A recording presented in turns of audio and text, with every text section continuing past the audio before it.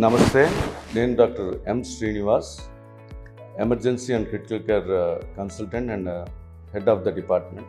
గత 7 సంవత్సరాలుగా ఈ డిపార్ట్మెంట్ని అపోలో నెల్లూరులో నేను నిర్వహిస్తున్నాను. ముఖ్యంగా నేను చెప్పాల్సింది ఏంటంటే, ఎమర్జెన్సీస్ అనేది ఎప్పుడైనా ఎవరికైనా ఎట్లాంటి పరిస్థితులు రావచ్చు.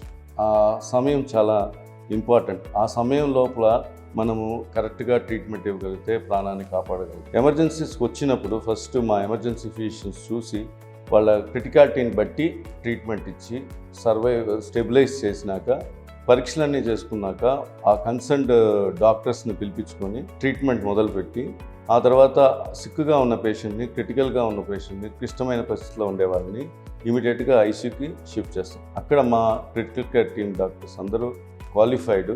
వాళ్ళు ఎప్పుడు ఇట్లాంటి ఏమైనా సమస్యలు వచ్చినప్పుడు వెంటనే ఏ సమస్య ఉందో దాన్ని గ్రహించి వాళ్ళకి ఆ సమస్యకి ఏ అవయవం అయితే ఫెయిల్ అయిందో వాటికి సపోర్ట్ ఇచ్చి, ఆర్గన్ సపోర్ట్ అంటారు, వాళ్ళని డీల్ చేసే దాంట్లో క్రిటికల్ కేర్ టీం మొత్తం ఇన్వాల్వ్ అయ్యి ప్రాణాన్ని కాపాడడానికి ప్రయత్నం చేస్తూ ఉంటాం.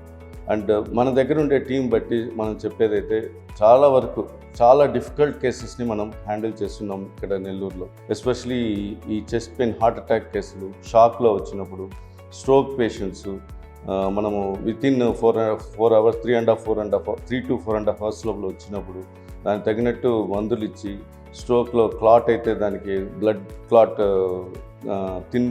క్లాట్ని లైస్ చేసేదానికి, అంటే బ్రేక్ చేసేదానికి మందులు ఇచ్చి ఇమీడియట్గా చాలామంది పేషెంట్స్ని మనము కాపాడాము.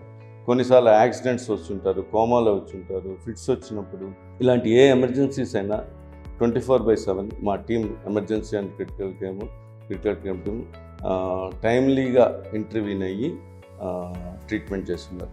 సో ఇక్కడ మాకు ఈ కొన్ని డయాలిసిస్, అంటే అడ్వాన్స్డ్ డయాలిసిస్, సిఆర్ఆర్టీ అనేది, ఇంకా advanced treatments, cath lab interventions కానీ, ఇవన్నీ కూడా ఇక్కడ మనకి అపోలో నెల్లూరులో చేస్తున్నాం. సో మా ముఖ్యంగా చెప్పాలంటే మా స్ట్రెంగ్త్ ఏంటంటే emergency and critical care team available 24/7.